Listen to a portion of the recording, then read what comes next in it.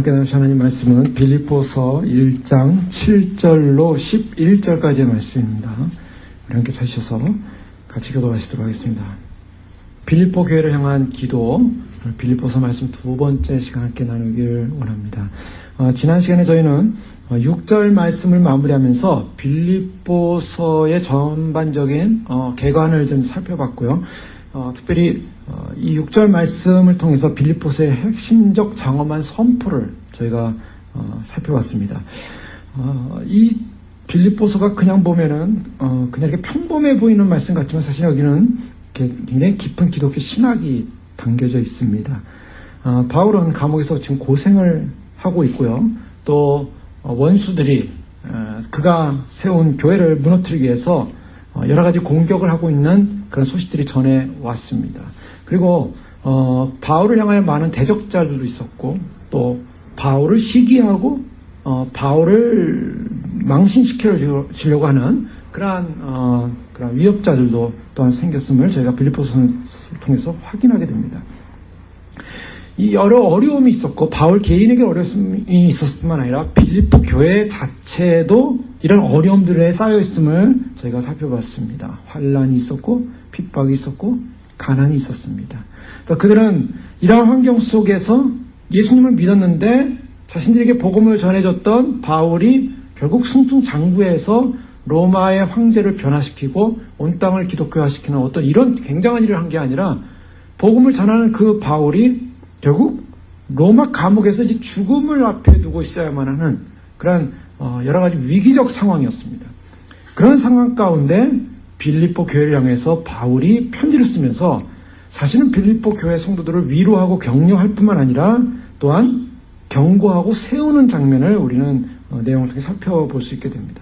그러면서 가장 결정적인 바울이 갖는 내용들이 담겨져 있는데 그 내용 가운데 한 가지가 지난 시간에 살펴봤던 것처럼 확신이었습니다. 모든 부정확해 보이는 상황들, 모든 안정되지 못한 상황 속에서 확신을 갖는다는 것, 이것이 굉장히 중요한 것이다라는 것을 우리가 이 단어를 통해서 확인하게 되고요. 그 다음에 7절 말씀의 마지막에 보면 너희가 다 나와 함께 은혜에 참여한 자가 되었다라는 이런 표현을 쓰고 있습니다. 그래서 은혜라는 말을 하고 있습니다. 자, 이 은혜라는 말은 이제 후에 좀 더 자세히 살펴보겠는데요. 오늘 사도 바울은 너희 안에서 착한 일을 시작하신 이가 그리스도의 예수의 날까지 이루실 줄을 우리는 확신하노라.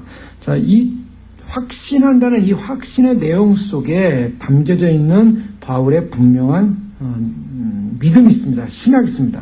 그것은 뭐냐면 이 확신이라는 것이 분명한 구원 계획에 대한 이해로부터 나왔다라는 것입니다.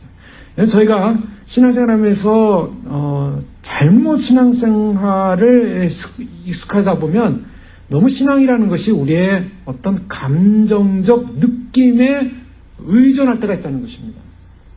감정적 느낌도 물론 중요한 부분도 있을 수 있습니다. 그러나 감정의 느낌이라는 것은 이것을 영혼육을 따지는 사람들은 혼적 요소로 봅니다. 혼적 요소는 뭐냐면 약간 좀 이렇게 죄성이 있는 요소예요. 그래서 영적이지 않고 혼적 요소는 우리에게 늘 갈등을 일으키고 늘 번민하고 감상을 일으키고 여러분 무슨 음악 세상에 그런 좋아하는 무슨 옛날 유행가라든가 음악을 딱 들으면 감상에 착 젖죠. 그래서 그런 감상에 딱 젖는 걸 뭐라고 합니까? 센티멘탈해진다 그러죠. 그래서 무슨 카페 같은 데 가가지고 가만히 앉아있는데 예전에 좋아했던 아주 그냥 음악들이 익숙한 음악이 나오면요 왠지 그냥 과거의 추억으로 싹 빠져 들어간다고요. 자, 그런 내용들 뭡니까? 사실은 그것은 모든 인간들이 갖고 있는 혼적인 요소입니다. 그 혼적인 요소가 작동을 하는 거예요. 그 혼적인 요소가 작동될 때 어떤 느낌, 감정의 그런 발동이 일어나게 되죠. 그 느낌과 감정의 발동이 일어날 때 나는 행복하다. 나는 즐겁다. 사람들이 그렇게 평가를 많이 합니다. 그런데 오늘 사도 바울의 편지의 내용을 보면 그 혼적인 요소에 느낌에 호소하고 있지 않다라는 것입니다. 혼적인 요소에 느낌에 의지하지 않다라는 것을 발견하게 됩니다. 만약에 혼적인 요소에 느낌에 그가 의존하고 있다면요 염려해야 됩니다. 걱정해야 됩니다. 자기의 모습을 보고요, 자기의 이 처절한 모습 앞에 좌절하고, 내가 복음을 이렇게 전했는데 내 모양이 이게 뭐냐. 스스로 절망해야 됩니다. 또 자신의 형편과 처지를 보고 내가 그리스도를 위해서 그리스도의 능력을 가지고 복음을 전하고 또 많은 병자도 고치고 많은 기적도 행하고 뭐 이런 여러 가지 그리스도의 영광을 드러내는 일을 했는데 내가 왜 지금 감옥에 갇혀 있느냐. 이게 뭐냐? 왜 어디서부터 동인이 오냐면 감정이라는 거예요. 감정이 어디서부터 생기냐? 혼적인 요소입니다. 환경과 조건과 상황을 보면서 내가 믿는 믿음이라는 것이 내가 기분이 좋고 내가 뭔가 승승장구하고 뭐가 잘 될 때는 하나님이 나와 함께 하신 것 같고 하나님이 나를 도우셔서 나의 믿음을 확증해 주는 것 같지만 내 상황이 좀 처지가 안 좋고 나빠지면 금방 하나님에 대한 믿음이 흔들려 버리는 거죠. 조건이 상황이 그를 움직이게 됩니다. 바로 이것이 이제 감정에 호소되어지고 감정에 묶이는 건데요. 자, 염려라는 것에 자기의 처지를 바라보면서 실패한 자처럼, 자기 자신을 보면서 절망한 자처럼, 그리고 비참한 느낌과 상태로 빠져들어가면 합니다. 바울이 만약에 그것을 의존했다면 오늘 편지를 쓰면서 나는 참 이런 어떤 절망적 어떤 그런 내용들이 담겨져 있을 거예요. 그런데 바울의 편지의 내용을 보면 바울이 그런 모든 상황과 조건과 상관없이 확신한다라고 말합니다. 자, 이거 굉장히 중요한 부분이죠. 우리가 어떠한 상황과 환경에 처했을 때 사람들은 약해서 항상 환경 조건 상황에 의해서 자꾸 해석을 하려고 합니다. 그래서 그 환경 조건 때문에 내가 하나님 앞에서 왜 이러한 상황을 이러한 조건을 하면서 스스로 자기 자신에 대한 비관과 절망으로 빠져들어갈 수 있는 부분 앞에 분명히 인식해야 되는 것은 하나님이 나라는 존재를 어떻게 부르셨는가. 또 한 가지, 오늘 빌립보서를 통해서 빌립보 교회를 하나님께서 어떻게 시작하셨는가를 묵상했다는 것입니다. 그것이 바로 이지적인 인식입니다. 자, 여기 6절 말씀에 보면요, 바울은 첫째 이렇게 고백합니다. 너희 안에서 착한 일을 시작하신 이가. 자, 여기서 시작하는 거예요. 지금 교회의 여러 지금 현실적 상황과 조건을 바라보지 않고 이 교회가 시작되어진 주체자가 누구냐라고 질문을 던지고 그것을 해답을 던진 것입니다. 빌립보 교회의 주체자는 인간이 아니었다라고 선언하는 것입니다. 여러분, 우리의 주어는 무엇입니까? 우리 인생의 주어, 공동체의 주어, 교회의 주어, 우리의 삶의 주어가 뭔가? 주어가 뭔가?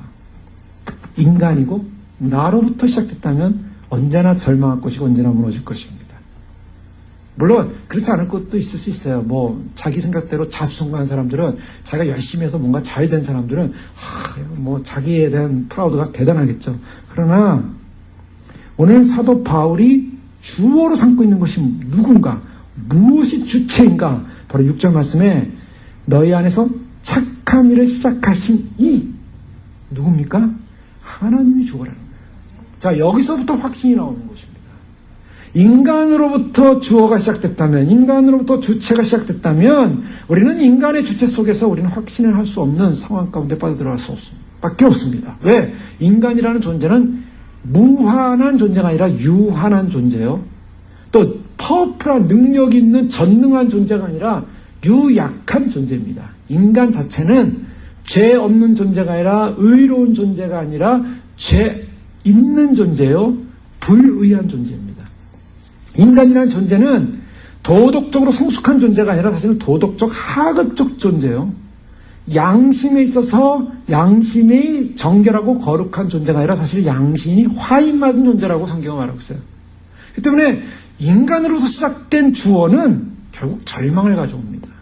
많은 사람들이 왜 심리적으로 큰 우울에 빠지고 사람들이 왜 여러 가지 고통 가운데 빠지는가? 사람들이 그런 이유는 뭐냐면 인간이라는 주어, 자기라는 주어로 인생을 살기 때문입니다. 자기라는 주어로 인생을 사는 사람이 주어가 바뀌어야 돼요. 인생의 시작이 바뀌어야 돼요. 그것은 내가 시작한 것이 아니라 하나님이 시작하셨다. 바울은요, 이것을 분명히 인식했고 알았습니다.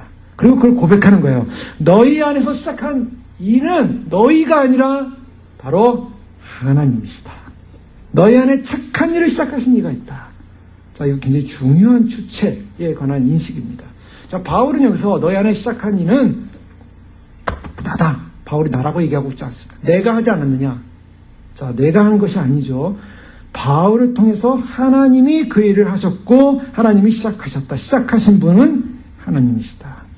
여기서 우리가 어떤 감정적 상황과 조건을 뛰어넘어서 우리가 분명히 우리의 상황과 환경이 어떠한 처지에 있든지 간에 우리가 확신할 수 있는, 이해할 수 있는 근거는 뭐냐? 바로 이 부분입니다. 이것이 바로 믿음이라는 것입니다. 하나님이 시작하셨다. 이 하나님이 시작했다는 이 사건, 빌립보 교회를 보면요, 사도행전 16장 7절에 우리가 지난 시간에 살펴봤던 것처럼 사도 바울이 원래는 아시아를 향해서 가려고 했죠. 아시아를 향해서 저 러시아 쪽으로 이렇게 가려는 계획을 가지고 있었습니다. 그런데 밤에 잠을 자다 꿈을 꾸죠. 마게도니아 사람이 이리로 건너와서 우리를 좀 도우라라는 그런 강력한 꿈을 꾸면서 이것이 하나님의 성령의 콜링으로 인정을 했어요. 그리고 그가 아시아로 자꾸 가려고 그러는데 성령이 막았다라고 말하고 있습니다. 성령이 자꾸 막았어요. 못 가는 상황이 벌어진 거죠. 그러다가 그 꿈을 통해서 하나님 부르심인가 보다 하고 가서 마게도니아 성의 첫 번째 성에 도착한 곳이 바로 빌립보라는 성이었어요. 그 빌립보의 역사적 상황을 살펴보지 않았습니까? 로마의 식민지 상황이었고 로마로부터 직접적인 그런 법과 정치의 어떤 혜택을 받는 관할구역이었어요. 전혀 거기는 하나님을 믿는 어떤 상황과 조건도 없었고 어느 정도였냐면 당시에 유대인들이 많이 그 주변에 흩어져 있었는데 유대인들이 흩어진 곳마다 성인 남자 10명이면 유대 회당을 만들 수가 있었습니다. 그래서 회당조차도 없어서 바울이 가는 곳마다 회당에 들어가지고 그가 율법을 이야기하면서 예수 그리스도를 증거했는데 그게는 회당도 없어가지고 그가 안식일날 강가에 기도할 곳이 있는가 찾다가 모여있는 경건된 루디아라는 자주장사 여인을 만나게 되죠. 바로 그 사건을 통해서 거기서 말씀이 전해졌고 그 여인이 그 말씀을 받아들였고 또 그런 과정에서 또 바울을 쫓아다니는 점치는 소녀가 귀신 들린 소녀가 바울의 바로 하나님의 위대한 복음을 전하는 사람이다라고 계속 쫓아다니면서 귀찮게 하니까 그 여인에 속한 그 귀신을 쫓아내죠. 그래서 그 소녀를 고용해서 귀신 들린 소녀를 고용해서 점치는 바로 그 주인이 자기가 이제 돈을 벌 수 없다는 사실을 알고 이제 고소하게 되고 그러면서 이제 감옥에 갇히고 바울과 실라 찬송하다가 막 지진을 하고 빌립보 간수가 그 자리에서 자기를 하려다가 바울이 맞고 그래서 예수님을 소식을 듣고 그날 밤에 영접하고 세례받고 가족이 세례받고 뭐 이런 사건들 이 사건을 바울이 빌립보 교회를 처음 시작할 때 어떤 사건이냐면 처음부터 바울은 인식하고 있는 거예요. 이 빌립보 교회는 자기의 계획에서 이루어진 것이 아니라는 것을 고백한 것입니다. 하나님의 공동체, 하나님의 나라, 하나님의 교회가 하나님의 주권적 사역, 즉 어떤 사람이 어떤 생명이 정말 하나님을 알게 되고 그래서 그리스도 앞으로 돌아오는 사건은 어떤 인간의 노력에 의한 인간의 어떤 생각에 의해서 이루어지는 사건이 아니라는 것을 인식했다는 것입니다. 더 나아가서 사도 바울은 어떤 사람이었습니까? 사도 바울은요 원래 자신의 인생이 하나님을 대적하는, 하나님을 자기 믿는다고 했지만 사실 하나님을 대적하는 인생이었습니다. 예수 그리스도를 믿는 사람들을 잡아 죽이기 위해서 그는 열심을 했던 사람이에요. 바리새인 중에 바리새인이요 열정인 사람이에요. 바울의 열정은요 그 굉장한 열정이었어요. 그래서 그 열정을 가지고 다메섹 도상에 예수 믿는 사람 잡아서 죽이려고 아예 살인 그 허용된 그런 문서를 가지고 잡으러 가는 상황 아니었습니까? 그때 예수님을 다메섹 도상에서 만나는 사건. 그래서 하나님이 그를 부르셨는데요. 이때 자신이 완전한 죄인이요, 대적자요, 살인자요, 도저히 예수 그리스도를 인정할 수 없는 자신에게 하나님이 간섭하셨다는 거예요. 자, 바울은요, 자기가 다메섹 도상에서의 회심, 굉장히 중요한 사건입니다. 그걸 가지고 이제 바울 신학을 하는 신학자들은 그 다메섹 도상의 회심이냐, 그 이유냐, 여러 가지 따지는데요. 근데 저희는 분명한 것은 성경을 통해서 바울은 다메섹 도상에서 예수님을 만나고 완전히 바뀌었어요. 그래서 이 사건이 하나님의 온전한 주권적 사역임을 인정했고, 교회가 설립되는 과정도 하나님의 온전한 주권임을 인정하게 됐고, 그래서 바울은요, 에베소 2장 10절에 에베소 교회를 이렇게 고백합니다. 우리는 그가 만드신 바라 그리스도 예수 안에서 선한 일을 위하여 지으심을 받은 자니 이 일은 하나님이 전에 예비하사 우리로 그 가운데서 행하게 하려 하심이니라. 우리는 그가 만드신 바라. 그리스도 예수 안에서 선한 일을 위하여 지으심을 받았는데 이 일은 하나님이 전에 예비해서 우리로 그 가운데 행하게 하려 하심이라. 자, 우리가 어떤 사람이라고요? 하나님의 만드신 사람. 하나님이 왜요? 선한 일을 위하여 지었다는 것입니다. 하나님이 전에 예비하셔서 하나님 안에서 그런 선한 일을 위하여 우리가 행하게 하기 위해서 우리를 만드신 분이다. 즉, 우리의 주권자가 누구냐? 우리의 주체자가 누구냐? 우리는 어디로부터 시작됐냐? 우리로부터 시작되지 않았다는 인식입니다. 여러분, 우리 인생 가운데, 우리 신앙생활 가운데 가장 놓쳐서는 안 되는 부분입니다. 우리가 우리 자신으로부터 시작됐다고 생각하는 순간부터 우리는 늘 실패와 좌절과 환경적 상황에 영향을 받습니다.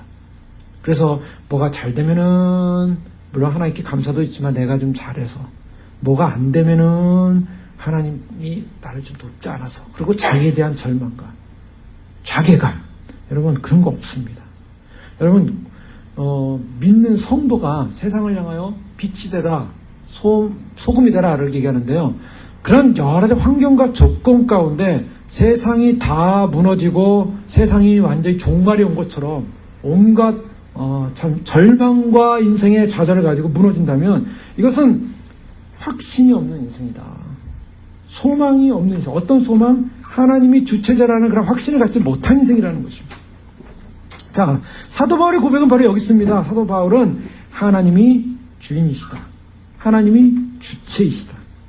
그리고 또 하나님이 고안하셨다. 하나님이 조성하셨다. 하나님이 우리를 지으셨다. 하나님이 책임지신다.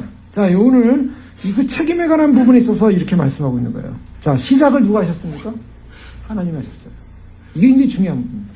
시작을 인간이 했다면 인간들은 어떻습니까? 인간들은 늘 약하죠. 그래서 인간들이 약하기 때문에 인간들은 시작을 했지만은 마무리 못할 수가 있습니다.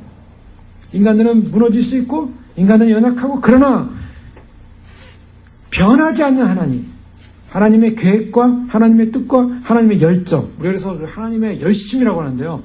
하나님의 열심이 이루리라. 우리가 구약에 보면 하나님의 열심에 관한 얘기가 나와요. 하나님은 어떤 열심을 갖고 있냐면 하나님은 구속적 열심에서 인간이 못 따라갑니다. 하나님은 우리를 구속하고 우리를 구원하기 위해서 그 열심을 품었는데요. 그 하나님의 구원 계획을 방해하는 요소가 있다면요, 하나님이 가차없이 무너뜨려버려요. 하나님의 열심은요, 그것을 향해 달려가고 있는 거예요. 오늘날도 마찬가지입니다. 하나님의 열심은 사람들이 주님이 우리의 구속을 이루실까 말까. 여러분 어떻습니까? 우리는 주님이 우리의 구속을 이루어주시면 감사, 또 먼 훗날 이루어주시겠지. 아니, 많은 사람들의 보통적 생각은 이 땅을 내가 열심히 살다가 세상 떠나면 우리가 천국 가는 거 하나님이 예정해 놓으신 거니까 그 구속을 이루시겠지. 뭐 언젠가 주님은 오시겠지. 다 이렇게 피상적이에요. 언젠가 어떻게 되면 그날에 뭐 이렇게 먼 개념입니다. 그런데 하나님은요, 하나님의 열심은요, 우리의 마음과 같지가 않아요. 하나님의 구속은 우리는 멀리 구속이 일어나겠지라고 생각하는데, 하나님의 구속은, 열심은 우리를 향하여 그 구속을 이루기 위해서 지금도 애타하시고, 지금도 안타까워하시고, 지금도 달려오는 열심이라고요. 지금도 달려오는 그 열심이요, 우리가 주님을 기다리는 것과 상상할 수 없는 주님이 빠른 속도로 오고 있다는 것 사실 믿으시기 바랍니다. 예수님이 우리를 구원하시기 위해서 오시는 속도는요, 우리가 주님께 가는 속도와 비교가 안 되는 거예요. 그렇기 때문에 주님이 그런 구속의 열심을 가지시고, 하나님의 그런 열심을 가지시고, 바로 언제부터요? 창세기부터. 아담이 범죄한 이후부터 구속의 열심을 시작하셨어요. 그래서 창세기 3장, 우리가 잘 아는 창세기 3장의 그 원시복음, 여인의 후손에게서 나올 바로 메시아를 상징하십니다. 그 메시아가 오셔서 어떻게 구속을 할 것인가, 사단과의 전쟁에서 어떻게 이기실 것인가에 대한 원시복음을 이미 인간이 타락하는 그 순간부터 시작을 하셨다고요. 그리고 그 계획을 가지시고 그것을 준행해오는 과정 속에 아브라함을 세우고, 그 다음에 모세를 세우고, 그 다음에 다윗을 세우고, 하나님의 언약을 세우고, 그래서 그러한 과정 속에 때가 차면 예수를 보내시고 그 구속을 이루셨다고요. 이 하나님의 열심은요, 하나님의 계획은, 하나님의 계획과 열심은 그 모든 상황 속에서 그 구속을 이루기까지 쉬지 않으시고 결국 구속을 이루시는 하나님이심을 성경은 말씀하고 있습니다. 그 구속을 1차적으로 예수님이 십자가에서 하나님이 이루셨는데 이제 이루신 그 하나님이 이제 완전한 구속의 날을 가지고 오신다는 것입니다. 바울은 지금 그것을 말하고 있어요. 바울의 생각, 바울의 신학은요, 하나님께서 시작하신 이 일, 구속이라는 이 일, 자기 자신을 구속하시기 위해서 부르신 이 일, 그리고 백성들을 구속하기 위해서 로마 시민으로 있었지만, 그들이 고상한 시민의 모습을 갖고 있었지만, 세상 철학을 인식하고 있었지만, 그러나 예수 그리스도 외에는 구원이 없는 길을 알리고, 그래서 그 구원의 길에 들어오도록 이방 교회를 세우신 하나님의 역사가, 그 역사가 반드시 구원의 완성을 향하여 달려가고 있고, 그 일을 시작하신 하나님이 그 구속의 대상들을 향하여 완성을 이루실 것이다라는 그 확신, 하나님의 확신, 하나님의 열정을 사도 바울은 보고 있다는 것입니다. 그 때문에 그런 하나님의 계획의 열정이 있기 때문에 하나님의 그 열심을 가지고 이 구속을 향해 달려가는데 그 구속이 언제 이루어지냐? 바울은 분명히 목표를 보고 있었어요. 그 목표가 뭐냐? 그리스도 예수의 날이라는 것입니다. 자, 그리스도 예수의 날에 완전한 구속이 이루어지기 때문에 착한 일을 시작하신 이가 중도에 부도가 나가지고 건물을 짓다 말고 그냥 가만히 내버려 둔 건물이 아니라는 거예요. 완성시키실 거라는 겁니다. 한국에서 어떤 건물을 짓는데 건물이 이제 막 이렇게 건물이 져가는 걸 봤는데요. 성남 쪽에 가는 건물인데 건물이 멈춰버렸어요. 어느 날. 근데 그게 막 그냥 뭐 페인트도 안 하고요. 골조 같은 거 있는 데다가 이제 시멘트를 넣고 막 이러다가 이제 갑자기 멈춰진 건물이에요. 근데 그게 몇 년 동안 그대로 있더라고요. 제가 몇 년을 거기 왔다 갔다 하면서 봤는데 몇 년 동안 그 건물 그대로 있어요. 얼마나 흉한지 몰라요. 우리 주님은요, 착한 일을 시작했다. 착한 일이라는 이 말은 선한 일, 하나님은 선하기 때문에 하나님의 계획은 선하시다는 거예요. 그 선하신 목적은 뭐냐? 구원이라는 것입니다. 이 구원의 계획을 선택하시고 결정하시고 그리고 그것을 시작하신 이가 반드시 구원을 완성시킨다는 거예요. 믿습니까? 나에게 구원을 이루시기 위해서 시작하신 그 하나님이 나의 구원을 위해서 일을 하고 계시고 이 일을 진행하고 계시고 이 구속을 이루신다라는 분명한 확신. 그것은 어디서 근거합니까? 하나님 그분의 성품을 할 때 우리 이해할 수 있다는 것입니다.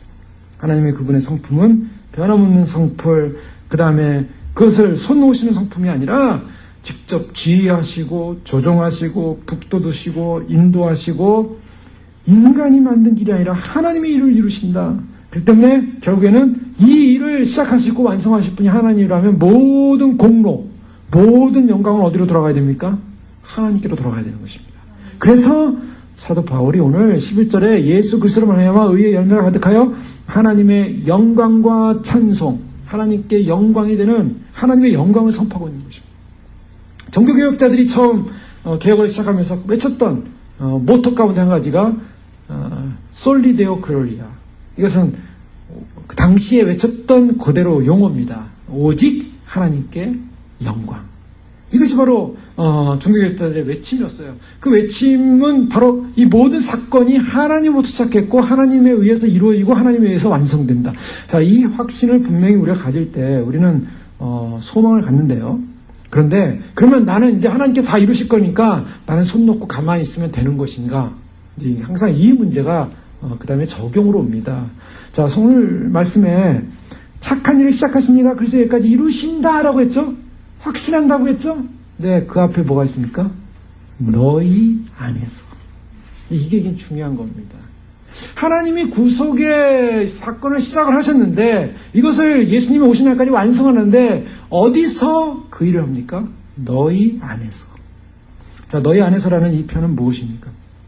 너희 안이라는 이 표현, 너희 안에서 하나님께서 이 놀라운 구속의 역사를 시작했고 일을 이루신다. 물론 너희 안이라는 것은 공동체적으로 교회를 통해서 이룬다라는 어떤 큰 개념으로 볼 수 있습니다. 그러나 이것은 좀 더 구체적으로 한 사람의 태어남, 한 사람의 변화됨을 말하고 있습니다. 구속은 공동체적으로 일어날 수 있어요. 그래서 교회들마다 7교회 요한계시록 보면 교회들마다 공동체적인 구속에 관한 메시지를 주지 않습니까? 그러나 그 구속은 더 구체로 들어가면 어디로 갑니까? 개인이라는 거예요. 개인의 구속. 그럼 개인이 참으로 하나님 앞에서 구속의 완성을 이루기 위해서는 새로 태어나는 사건, 거듭난 사건이 이루어진다는 것입니다. 자, 우리는 질문해 보겠습니까? 우리가 주님을 믿는다고 할 때 우리가 주님을 따른다고 할 때, 하나님이 우리에게 구속을 이루신다고 할 때 이 구속의 내용이 어떤 것일까? 우리 안에 이루어지는 구속의 내용이 어떤 것일까? 사람들이요, 교회 다니면 예수님 믿고 구원받는다는 얘기를 듣고 교회를 나옵니다. 그런데 그 내용을 가만히 보면 어떤 사람이 단순한 어떤 개선이 좀 일어나요. 삶의 개선이 일어나요. 그 다음에 표면적으로 좀 약간 도덕성을 가진, 종교성을 가진 그런 모습으로 변화돼요. 그런데요, 복음이라는 것이 사람을 좀 바꾸어 준다거나 약간 나아지게 한다는 개념이 복음이 아닙니다. 어떤 사람이 교회 나왔는데 좀 바뀌어졌어요. 옛날에는 술하고 담배 하던 사람이 술, 담배를 끊으셨대요. 또 어떤 사람은 좀 뭐 옛날에는 폭력적이고 뭐 그런 사람이 또 그런 것도 안 하기 시작해요. 좀 바뀌어졌어요. 아, 그래, 교회 나오니까 좀 사람이 바뀌니까 좀 이렇게, 좋구나. 또 도덕적인 개선, 엉뚱어리로 살던 사람이, 부정직한 사람이 그 도덕적으로 좀 나아지기 시작했어요. 또 문화적으로도 좀 막 사단의 문화, 악의 문화, 뭐 이런 데만 좋아하던 사람이 좀 더 좀 약간 고상한 문화도 좀 바뀌는 것 같아요. 자, 여기까지가 구속을 이루시는 겁니다. 많은 사람들이 어떤 구속의 한 모습의 내용을 어떤 이런 변화, 단순한 어떤 개선이나 표면적 양상이 바뀌는 것이나 도덕적으로 개선되거나 좀 이렇게 바뀐 것 자체로 기뻐한다고요. 물론 본질적 변화가 일어날 때 이런 바뀐 것은 당연히 나타납니다. 그러나 본질적 변화가 일어나지 않아도 구속이라는, 구원이라는 개념으로 내가 그 구원을 향해 가기 위해서 모양을 갖춰가는 모습으로 이렇게 속과 상관없이 겉으로 드러날 수 있다는 거예요. 중요한 것은 뭐냐면 너희 안에서라는 이 표현 속에는 너희가 진정으로 하나님을 향한 갈망이 있는 존재로 바뀌었냐는 것입니다. 자, 이것이 세피조물이에요. 이거 거듭남입니다. 사람들이 교회 다니는데 좀 개선이 됐어요. 좀 표면적 양상이 좀 바뀌었어요. 좀 착해졌어요. 좀 하여간 여러 가지 세속적인 사람이 좀 세속이 아닌 것 같고 좀 얌전해지고 뭐 이렇게 바뀌어서 가고 있어요. 그런데 그 사람이 과연 구속받은 백성의 모습을 갖고 있느냐라는 질문을 할 때는 무엇이 체크 포인트냐면 그런 겉으로 바뀐 어떤 모습이 아니라 하나님 그분을 갈망하고 있냐는 거죠. 여러분, 정말 구속받았다면요, 정말 내가 구원받은 백성이라면 내가 좀 더 종교적으로 살아야지, 도덕적으로 살아야지, 또 내가 좀 신앙의 양심이 좀 있으니까, 또 내가 교회를 좀 다니니까, 또 예전에는 이렇게 안 했으니까 이렇게 해서 내가 좀 이런 모양으로 갖춰가야지, 크리스찬이라면 이 정도는 살아야지가 아니에요. 하나님을 갈망하느냐, 하나님을 갈망하는 본성이 생겼냐라는 것입니다. 이 부분이 굉장히 중요합니다. 교회 다니는데 하나님 그분에 대한 갈망이 없어요. 하나님 그분에게 포커스가 안 맞춰져요. 자, 하나님 그분을 위해서 포커스 맞출 때는 그렇죠. 내가 뭐가 필요할 때, 내가 무슨 도움이 필요할 때, 내가 뭐가 이럴 때는 하나님이 좀 이렇게 도와줘야 되지 않겠느냐라는 그런 거기에 생각을 갖추셨어요. 물론 하나님은 우리에게 도움이 되시고 우리의 산성이 되시고 우리의 방패가 되시고 우리의 위로자가 되시고 우리의 소망이 되시고 물론 하나님 그렇게 우리에게 말씀하셨어요. 그런데 거기 나오는 단어들을 나의 필요를 위해서 필요할 때만 선택하는 내용이 아니라 그것을 주시는 하나님 그분에 대한 본질에 대한 갈망이라는 것이죠. 자, 그 본질에 대한 갈망을 하는 사람에게 이 구속의 역사가 이루어진다는 것입니다. 자, 그런 사람에게 무엇이냐면 그런 인식을 하게 되면 하나님을 향한 갈망이 우리 안에 창조되면 어떤 인식이 들어오기 시작하면 그 다음부터는요, 내가 그동안 내 중심으로 살았던 인생이 얼마나 왜소한 인생인가를 깨닫습니다. 인간은 어떻습니까? 자기 중심으로 살아요. 생각도 자기 중심, 자기 가정, 자기 아이들, 자기 사업, 다 이 바운더리 아닙니까? 물론 그럴 수밖에 없는 우리의 현실이죠. 그런데 가치성에서 그 자기라는 개념을 못 벗어나고 하나님이 서야 될 자리, 하나님이 있어야 할 자리가 자기가 채워져 있는 사람들, 하나님의 갈망이 없는 거죠. 하나님의 갈망이 생기게 되면 내가 이렇게 자기의 중심적으로 살았던, 그렇게 아끼고 그렇게 소중히 여겼고 그렇게 굉장히 여겼고 그것이 목표였고 그 자기의 삶에 있어서 가치성에서 그렇게 의미를 부여했던 것이 다 너무나 작고 왜소한 부끄러움이라는 사실을 인식하는 겁니다. 많은 사람들이요, 교회 다니면서 많은 인생의 계획을 갖습니다. 뭐 사업하시는 사업 계획도 갖고 뭐 학자는 학자로서의 또 어떤 역할을 해야 되고 뭐 자기 사업 분야에 자기의 그런 탤런트에 자기 인생에 어떤 콜링이 있다고 생각하겠죠. 그래서 내가 이것을 이 땅에서 잘하는 것이 결국 하나님의 뜻을 이루는 것이다 라고 사람들이 해석을 합니다. 그런데요, 정말 하나님을 만난 사람이라면 사실은 그것은 다 왜소한 사건이라는 거예요. 그 일들 자체, 자기 삶의 내용의 그런 내용들, 물론 그것을 하지 말라, 왜소하기 때문에 무가치한 것이다 이렇게 던져버리라는 개념이 절대 아니죠. 그것을 할 수 있습니다, 기획할 수 있습니다. 그러나 본질적 가치는 어디 있습니까? 하나님을 향한 갈망이 채워질 때 자기 중심적으로 살았던 인생의 모든 내용들이 사실은 굉장한 내용들이 아니라는 거예요. 그런 사람들은요, 하나님에 대한 갈망이 없으니까 자기 인생의 내용이 너무 굉장한 내용이 굉장한 내용, 이 굉장한 내용을 알려야만 하고 드러내야 되고 선포해야 되고 그래서 그것을 완성해야 되고 이 굉장한 내용 속에 이 일을 이룬 이 성취를 하나님이 하셨습니다. 하나님이 날 이렇게 성공시켰습니다. 이렇게 나와야 되는 거예요. 왜요? 그 사람은 하나님에 대한 갈망이 없는 거예요. 정말 하나님에 대한 갈망이 생기면 우리의 눈은 시각이 완전히 바뀝니다. 내 중심적인 삶이 얼마나 왜소한가. 왜소하기 때문에 굉장하죠? 대단하죠? 이만큼 훌륭하죠? 사람들한테 이렇게 드러내고 싶어 하겠습니까? 아이고, 그거 아무것도 아니에요. 여러분, 그런 사람을 볼 때 어떻대요? 하나님을 갈망하는 사람이 자신의 삶에서 이건 아무것도 아니에요, 이거는 뭐 지나가는 거야, 이거는 이렇게 할 때 우리는 무엇을 느낍니까? 아, 진짜 거듭났구나. 진짜 저분은 하나님을 사랑하는구나. 그게 가치 없는 게 아니에요. 세상적으로부터 훌륭할 수 있어요. 남들과 상대적인 비교할 때 얼마나 훌륭할 수 있어요. 가치성에서 뛰어날 수 있어요. 그럼에도 불구하고 그것은 왜소한 것입니다. 할 때 진정한 그리스도 안에서의 겸손을 보게 된다고요. 그런데 그것이 뒤바뀐 경우가 많아요. 자, 이것이 굉장히 중요한 부분입니다. 신앙생활할 때 많은 사람들이 포커스를 놓치면서 정말 우리가 진정으로 우리 안에서 구속을 이루시는 하나님의 역사가 일어날 때 단지 외향적인 어떤 모양애가 고상하게 기독교화 되는 것으로 우리는 그걸 구속이라고 얘기하지 않습니다. 오늘 많은 사람들이 교회 다니면서 고상하게 교회 다녀요. 고상한 데 가서 고상하게 앉아있으면 고상한 신앙이라고 생각, 고상한 구원이 있을 거라고 생각 아닙니다. 정말 하나님을 갈망하는가. 이 보십시오. 빌립보 교회가 지금 고상한 형편이냐고요. 고상한 형편이 아니었어요. 바울이 지금 고상합니까? 고상한 그 예배당에서 지금 뭐 설교하는 것도 아니고요. 감옥에 지금 갇혀 있어요. 그런데 누구보다도 누구에게도 빼앗길 수 없는 확신. 하나님에 대한 확신. 그리고 이 확신은 바로 그를 부르신 하나님, 그리고 그 일을 이루신 하나님, 하나님에 대한 분명한 인식 속에서 나오는 확신입니다. 그래서 그가 기쁨을 얘기하는 거예요.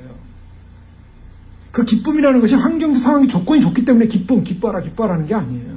그 확신이 있기 때문에 기쁨을 선포할 수 있는 거예요.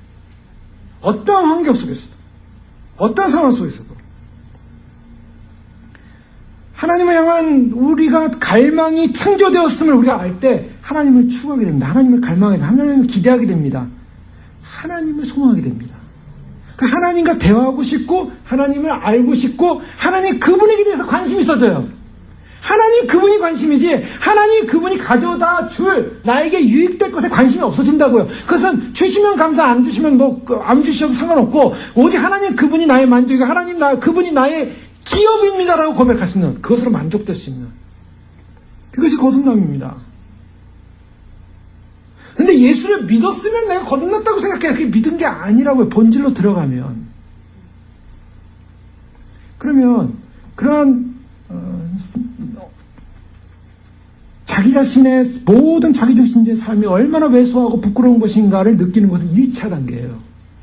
두 번째 단계로 가면 진정 거듭났으면 내 중심적 삶이 아무것도 아니라는 인식이 들어올 뿐만 아니라 그런 삶을 추구하는 것이 얼마나 어리석고 핵심과 본질을 벗어난 인생이고, 그런 삶의 결과는 상상할 수 없는 무서운 결과가 온다는 것을 깨닫는 것입니다. 그 두려움이 와야 돼요. 많은 사람들이 신앙을 생활하면서 그 두려움이 없어요. 내가 하는 나의 삶의 중심에 모든 것을 소중하고 가치 있고 굉장해 보이고요. 그렇게 사는 것이 가장 가치 있는 인생이라고 생각하고 산다고요. 그것이 하나님 뜻을 이룬다고 생각한다고요. 그것이 하나님 앞에서 복받은 인생이라고 생각한다고요. 아니요. 정말 하나님 만났으면, 거듭났으면 다 배수한 거예요. 그리고 그걸 추구하고 그것이 가치 있는 것이라고, 그것이 최고인 것인 양 사는 것이 무서운 결과가 온다는 사실을 느끼는 거예요. 물론 두 번째 단계는 굉장히 성숙한 단계입니다. 왜소한 단계를 느낄 정도면 그 단계까지 느껴져요. 그러나 그것을 전혀 모르고 하는 거죠. 십자가의 참된 의미를 알게 되고요, 정말 주님을 갈망한다는 것이 십자가의 의미를 인식할 뿐만 아니라 새로운 존재, 새로운 본질, 새로운 피조물, 하나님에 대한 새로운 갈망, 그래서 과거에 즐겼던 세상의 모든 가치관과 삶들이 아무런 나에게 의미도 없어지고 싫어지고 떠나게 되고, 오직 주님을 찾게 되고 주님을 갈망하게 되고 주의 말씀 가운데 기뻐하게 되고, 그리스도에 대한 관심과 그분을 따라가는 그 삶에 대한 찬송과 감사가 넘쳐나게 돼요. 자, 이 일을 누가 했습니까? 하나님이 시작하셨다. 그런데 그 하나님이 시작하신 그분이 바로 이 일을 언제까지요? 그리스도 예수의 날까지 이루신다는 거예요. 그 일을 이루어가고 있다는 것, 이것이 분명한 소망이고 개념입니다. 자, 그날은 어떤 날입니까? 그날은 아까 말씀드린 것처럼 구원의 완성의 날이에요. 우리가 정말로 주님 안에서 거듭났고 하나님이 이루시는 그 놀라운 확신을 갖고 있다면, 그 확신을 가진 사람들은 그 날에 이루실 영광을 향하여 달려가야 한다는 거예요. 베드로는요, 베드로 3장 13절에 우리는 그의 약속대로 의가 거하는 바 새하늘과 새 땅을 바라보는도다. 어디를 바라본다고요? 새하늘과 새 땅, 의에 거하는 바. 의가 어딨냐면 사도 베드로의 선언, 예수 그리스도의 선언, 참된 의는 이 땅에 없어요. 이 땅에 참된 의가 있다면 이 땅을 바라봐야 된다. 이 얼바인에, 이 터스틴에 의가 있다면요, 이걸 바라봐야 돼요. 이 얼바인의 시장이 무슨 분 같더라고요. 그래서 지난번 무슨 시장님 다음으로 이제 됐는데, 한인들의 어떤 프라우드다 뭐 이러면서 얘기하는데요. 여기 제가 얼바인 그 시티 웹사이트 딱 들어보니까 얼바인 시티의 그 목적이 뭐냐, 시장에 글이 쭉 써 있는데 보니까 행복하고 편안하고 잘 사는 도시로 만드는 것이다. 그래요. 행복하고 잘 살고 편안한 도시. 인간이 추구하는 가치죠.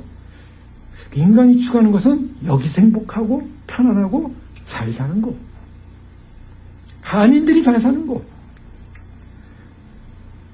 자, 그렇다면 정말 여기에 의가 있다면 여기다 목적을 둬야죠.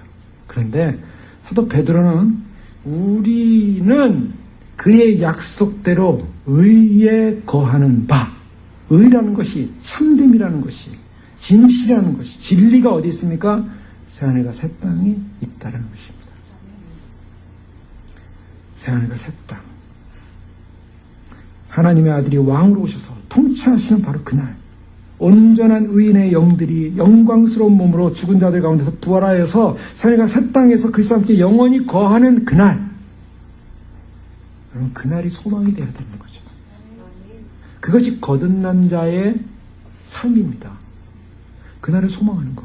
그날이 소망되지 않으면 간단해요. 이 사람이 정말 거듭났을까? 자, 그날이 소망되지 않는다면 거듭남을 경험해 본 적이 없는 사람입니다. 이게 뭐 극단적인 논리 아니냐. 왜 예수님 믿었으면 구원받고, 구원이라는 게 뭡니까? 구원은 종말론적이에요.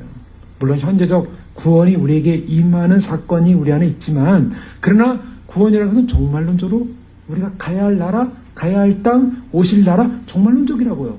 구원은. 자, 구원이 언제 완성됩니까? 우리가 사람들이 세상을 살다가 예수님 믿는 분들이 세상 떠나면 하나님 나라 드디어 가서 편안한 쉼을 얻는다. 구원적 완성의 그 최저 절정으로 봐요. 죽음을.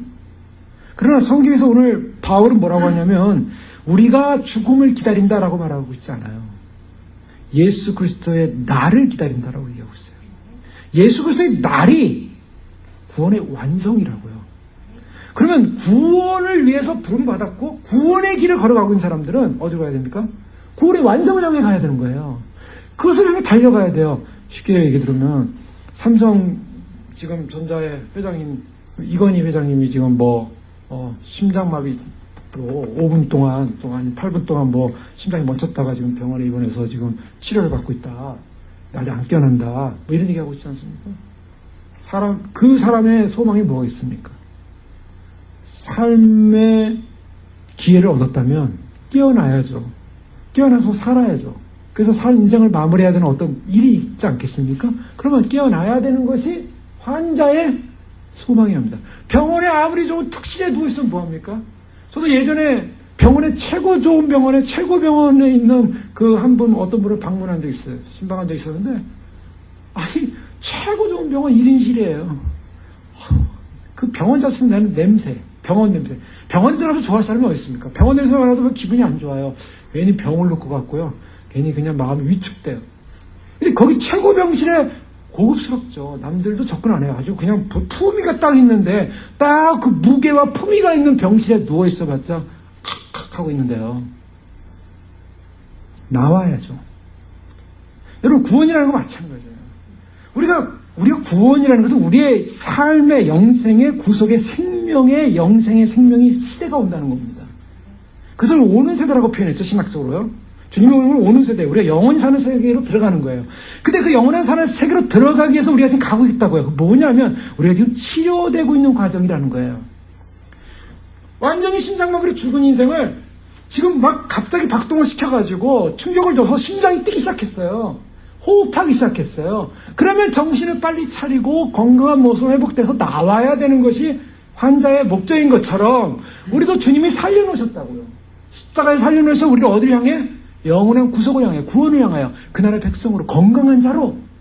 그래서 천국 가는 사람도 없어요. 천국 가는 사람이요 이렇게 노인돼가지고 허리 구부러진 사람, 쭈글쭈글한 사람, 몸 아픈 사람, 병든 사람, 천국에 있다 그랬습니까? 없다 그랬습니까? 천국에 가니까 전부 다 환자가 없어요. 병든 자가 없어요. 나이 든 사람이 없어요. 다 젊은이들이에요. 자, 천국이 어떤 곳이에요? 건강한 사람들의 모임이라고요. 그래서 영이 건강해지기 위해서 우리의 병들을 치료해가는 과정이 어디입니까? 이 과정이에요. 근데 이 과정을 어디서 주셨습니까? 교회를 통해 주셨다고.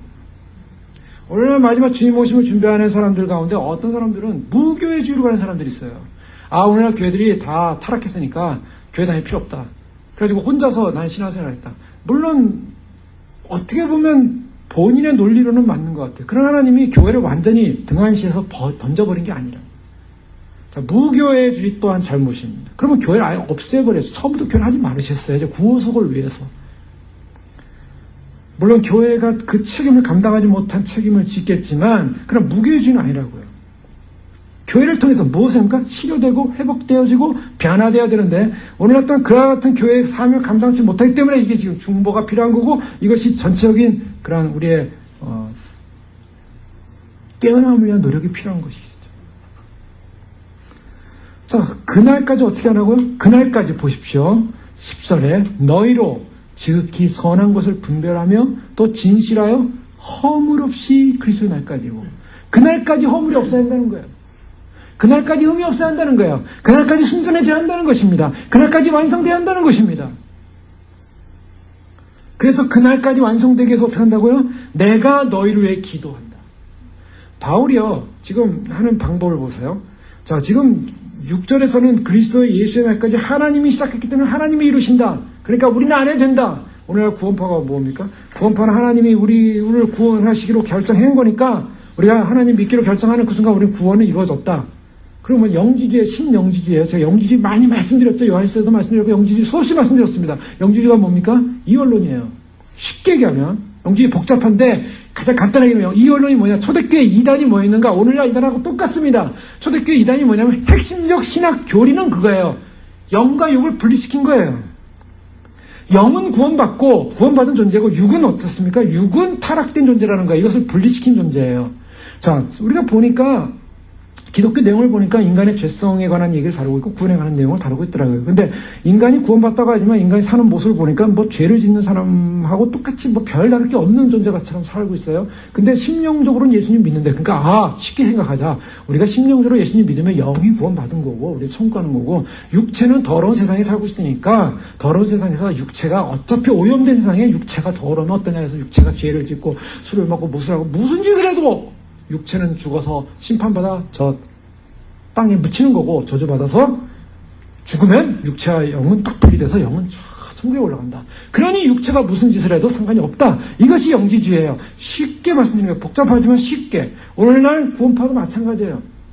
오늘날 구원파를 주장하는 사람만이 아니라 오늘날 기독교 내에 들어와 있는 사람들의 생각은 바로 있다가, 우리가 예수님 믿어주기만 하면 구원받은 거, 어떤 짓을 하고 무슨 짓을 하고 무슨 잘못을 해도 상관없다. 자, 이것이 분리입니다. 이게 이분법이에요. 그 구원파 신앙 같은 경우에는 뭐 구원파가 몇 개의 계파가 있고, 뭐 우리나라 지금 뭐 다락방이니 뭐 이 구원파라는 이름이 시작됐고 다락방이니 뭐 이런 데서 하는 것이 다 구원파적 신앙이라고요. 그래서 또 요즘 나온 뭐 러크만 주인이 말씀 보존학회 이런 데 전부 다 무슨 구원파야, 완전히 구원파야 내용이. 그래서 인간이 어떤 죄를 져도 영이 구원받지 육체가 짓는 죄에 대해서는 상관이 없다. 이렇게 해서 육체의 죄에 대한 허용을 한다고요.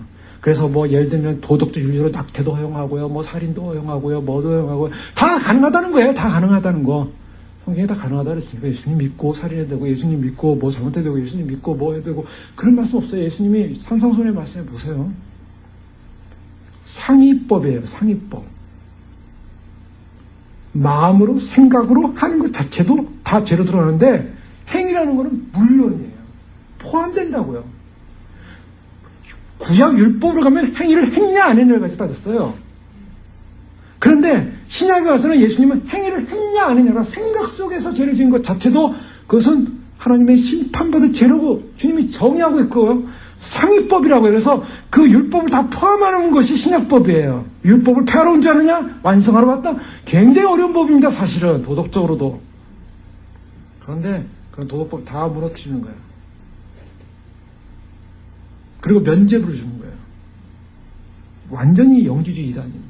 그리고 영지주의 이단이 바로 1세기에 있었던 이단만 아니라 오늘날 2세기에도 이 지금 기독교 안에도 영지주의 이단이 들어와 있고, 그리고 우리가 구원파라고 하는 그런 신앙만, 그런 극단적 이단, 교주를 중심으로 하는 이상한 그런 것만이 아니라 일반 기독교 신앙 안에도 영지주의 사상으로 가득 차 있다고요, 지금. 그렇기 때문에 사람들이 뭘 얘기하냐면, 빌립보서 2장 12절에 보면, 그러므로 나의 사랑하는 자들아, 너희가 나 있을 뿐만 아니라 더욱 지금 나 없을 때도 항상 복종하여 두렵고 떨림으로 너희 구원을 이루라. 이 구원에 너희가 복종하고 떨림으로, 두렵고 떨림으로 너희가 구원받은 자임을 드러내라. 뭐 이런 표현도 될 수 있고요. 어쨌든 두렵고 떨림으로 구원을 이루라 했더니, 왜 두렵고 떨리는 거예요? 우리가 구원받았는데 구원에 확신이 없는 사람이나 두렵고 떠는 거지. 근데 사도 바울은 두렵고 떨라 그랬거든요. 근데 그 당시 사람들이 보면, 너희 안에 행하시는 이는 하나님이시니 자기의 깊으신 뜻에 너에게 소원을 두게, 너희 안에 행하시는 이는 또 하나님이시래요. 하나님이 행하시는데 너희는 두렵고 떨고 또 행하래요. 자, 이것이 사람들이 모순이다. 말도 안 된다. 뭐 두렵고 떨면서 구원을 이루라 그러고, 자기가 이루는 것처럼 하라 그러고, 또 하나님이 하신다 그러고, 이게 모순이냐. 그러면서 약간 IQ가 떨어지시는 분들은 이런 말이 무슨 말인지 이해가 안 되는 거예요. 그래가지고 이 말을 들으면 이거 같고 저 말을 들으면 저거 같고, 도대체 이게 어디가 맞는 건지 몰라가지고 아예 불가지론이라고 하죠. 모르겠다. 내 뜻대로 살리라. 이렇게 하자는 거예요. 양쪽 다 합니다. 그게 뭐냐면요, 사도 바울은요, 이제 아까 그 은혜에 관한 제가 말씀하신다 했잖아요. 7절 마지막에 보면 다 나와 함께 은혜에 참여했다. 사도 바울이 은혜라는 표현을 쓸 때는요, 이 은혜가 뭡니까?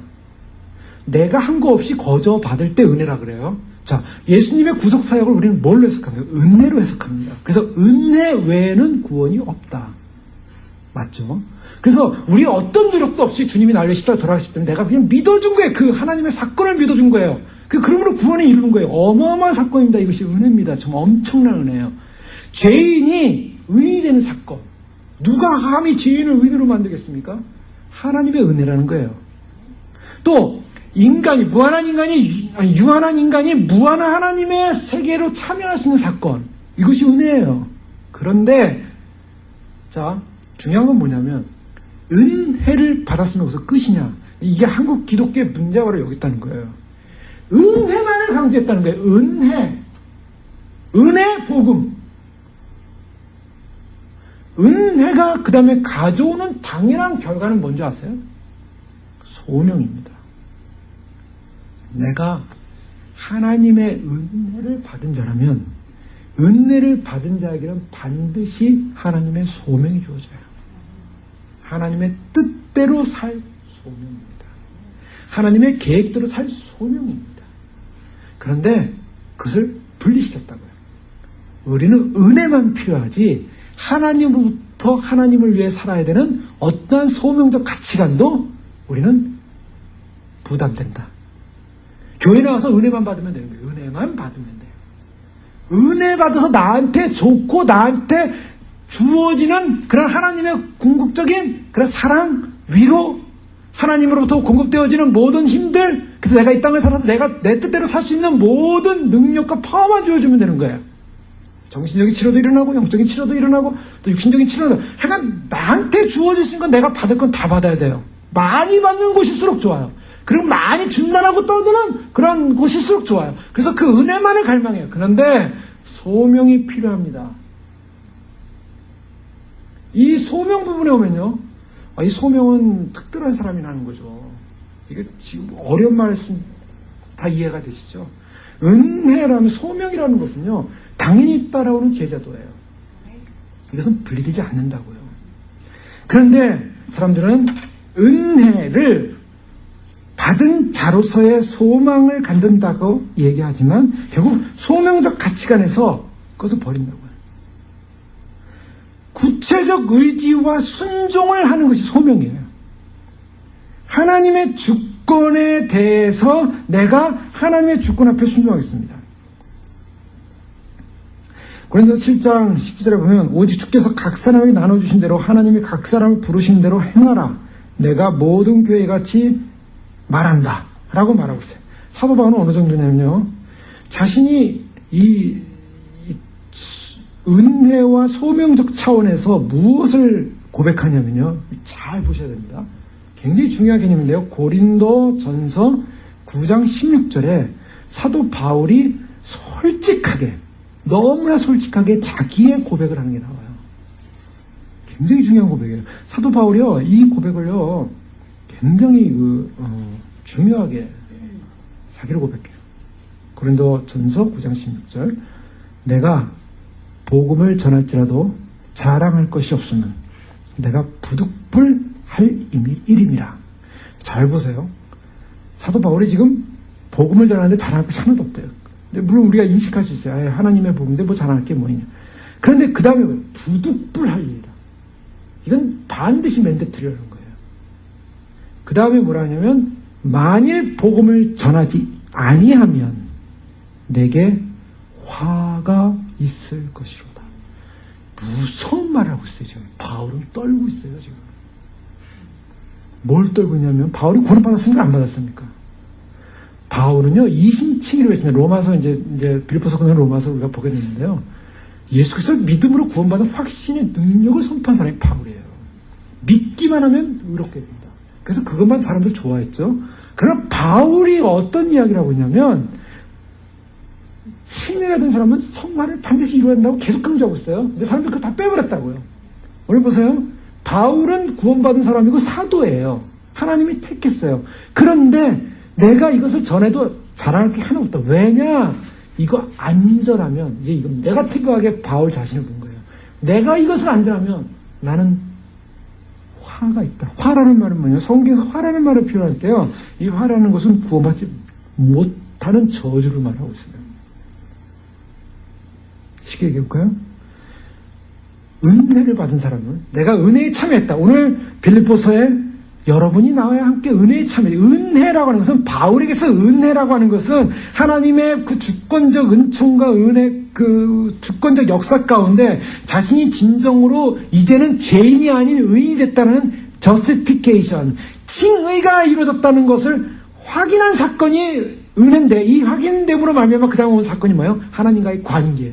그동안 하나님과의 관계, 깨어진 관계가 올바른 관계가 변화된 거, 이것을 은혜라고 합니다.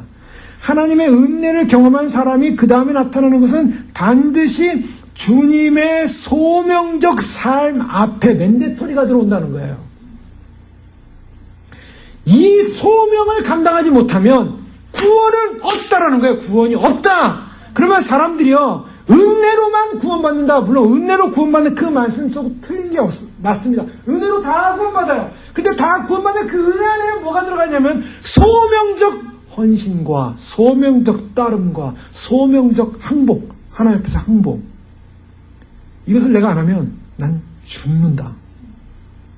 이 소명적 항복이 은혜 안에 머문다는 거예요.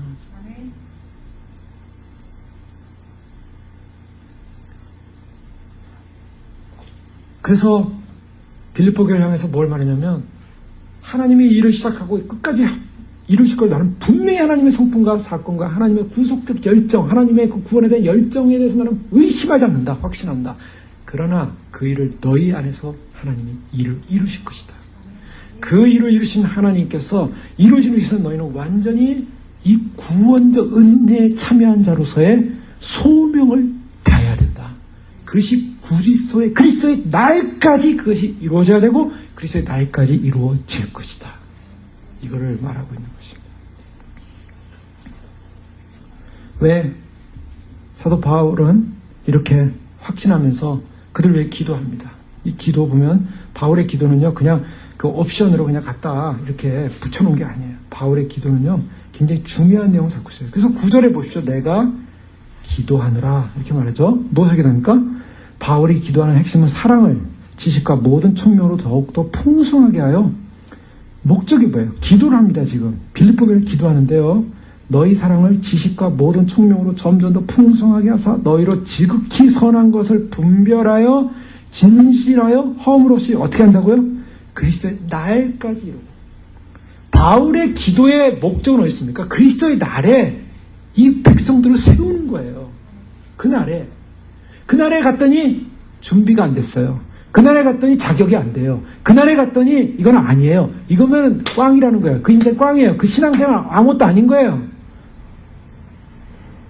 그날에 갔더니, 그날에 섰더니 분별한 사람으로 진실하여 허물 없이 서야 한다는 거예요. 자, 지극히 선한 것을 분별하고 진실하여 허물 없이 그리스도의 날까지 서기 위해서 그가 기도하는 내용이 뭡니까? 뭘 기도해요? 그날에 정말 제대로 서기 위해서 그가 기도하는 것은 너희의 사랑을 지식과 모든 청명으로 점점 더 풍성하게 하사. 자, 여기서 이제 두 가지가 볼 수 있어요. 사랑입니다. 자, 사랑은 우리가 생각할 때, 우리가 사랑은 굉장히 감정적인 요소로 많이 생각을 해요. 사랑을. 그래서 그 사랑이 풍성히 돼 감정적. 그런데 이 사랑 안에 뭐가 담겨져 있어야 한다고 지금 바울은 기도하냐면 지식과 지혜입니다.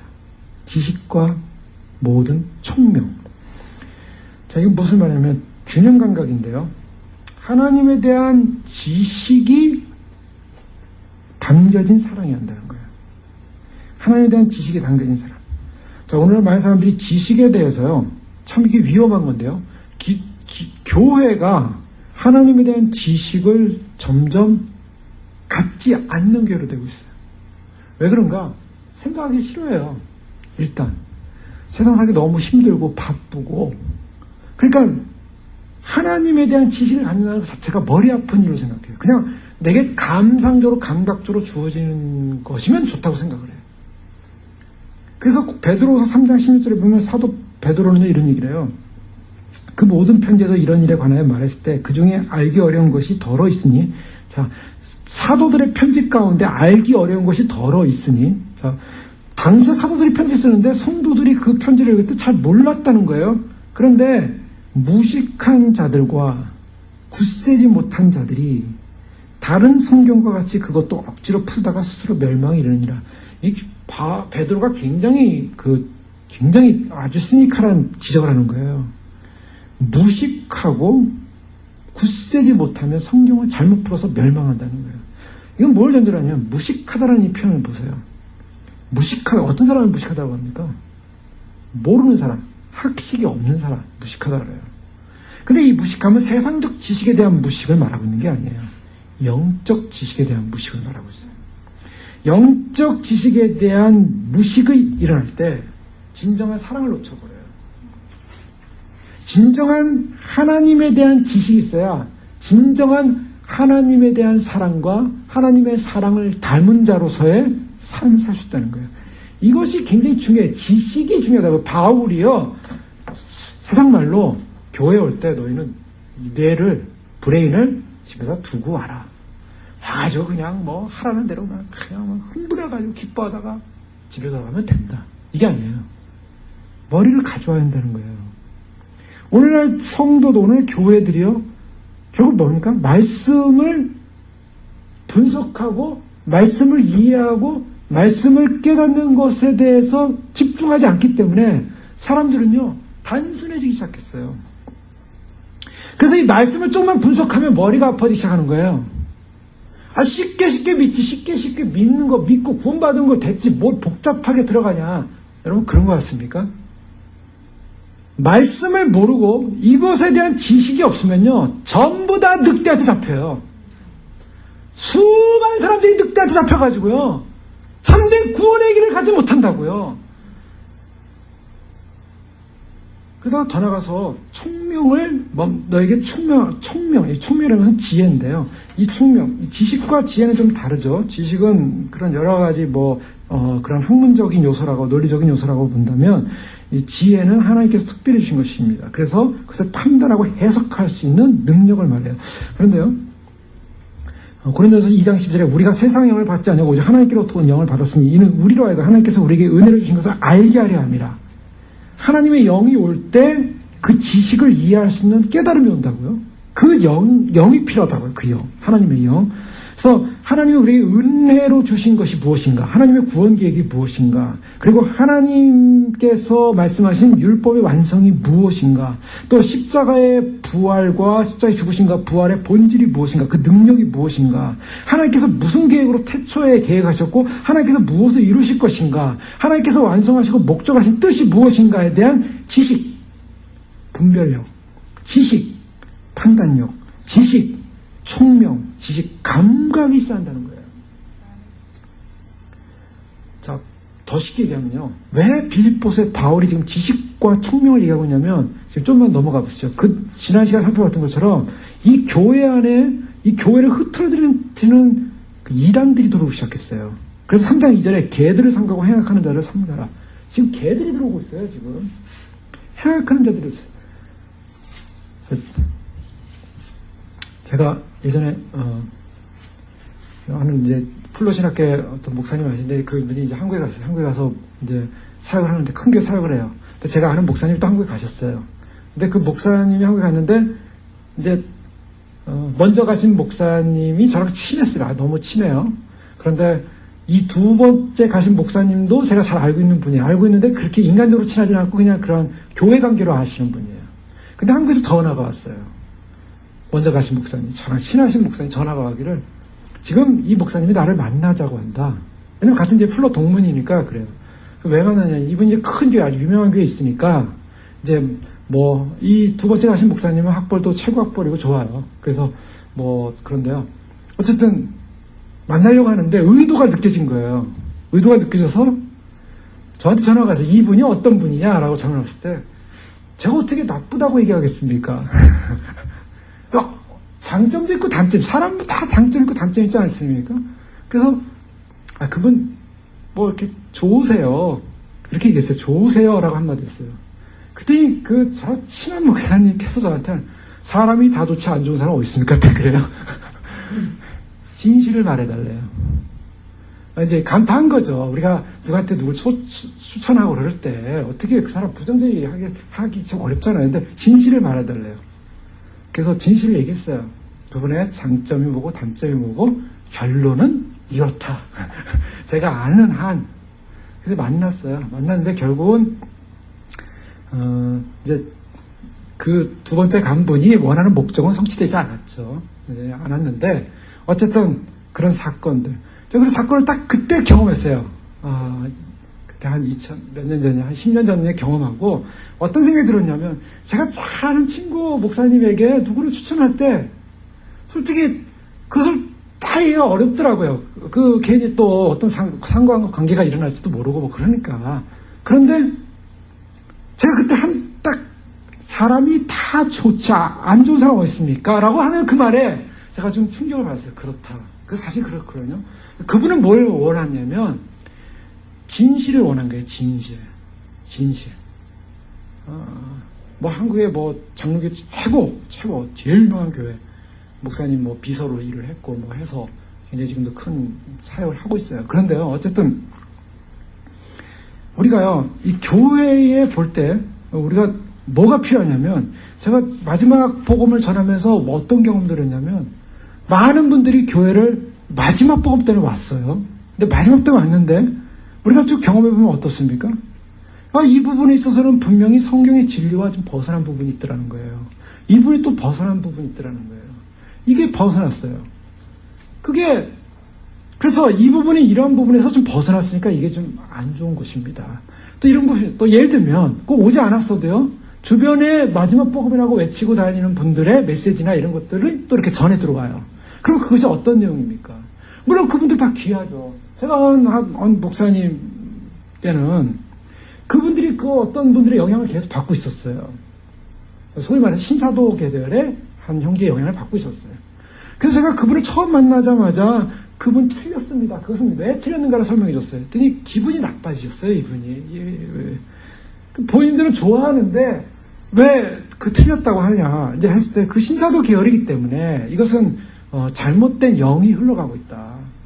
지금도 마찬가지예요. 그래서 그 때문에 좀 이렇게 마음이 불편해 하시다가 결국에는 그분이 결정한 것은 그 신사도형을 결정을 한 거예요. 그래서 결국에는 이제 뭐 그런 관계들 쭉 이렇게 보면서 제가 무슨 생각을 하게 되냐면, 이 마지막 때 이 초대교회 이단들이 언제 생겼냐면 주후 200년 안에 다 생겼어요. 초대교회에 복음이 막 전파되는데 그 복음의 본질을 벗어나서 각색하는 내용들이 많이 나왔어요. 뭐 환상, 뭐 계시, 그 다음에 지금 말씀드린 것처럼 영지주의, 철학 이런 것이 들어오면서 복음의 본질을 벗어나서 이단들이 다 생겨났거든요. 그 이단들이 그대로 지금까지도 존속하고 있어요. 그 이단들의 사상을 들어가면 초대교회 이단하고 똑같아요, 사상들이. 그 이단들이 인간들이 만든 이단, 하나님의 복음의 진리에 대한 변조는요, 똑같다고요.